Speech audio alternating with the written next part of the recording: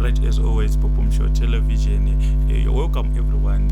Pananye andinayo inyaya yekuti ameno tell us your side, but ndaonange wamwana kuti chokwadi chinobuda mukuita se mukuseka pane ka video kari kutrenda izvi kari kutenderera kamadam boss na Holiten wachita chi like tuma lyrics tumwe toyati but pakanzi muri kuashuma kuti madam boss akazvitakura vyazonzi mwana watakura. So guys vanhu vari kungotara zvakawanda mazimbabwenzi mese munoaziya including inini wota tinongoti kande Popom Show Television.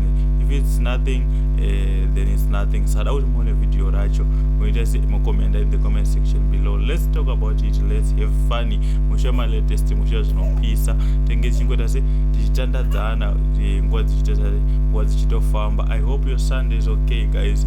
Thank you, thanks for watching. Watch the video. Kuti Madam Boss Takura, vakatakura. Mwana watakura. You see, I knew he's gonna throw something. Holiten, come on. Mofu ya mtu wezikutana na Holiten. Move. Tikazoita bofu.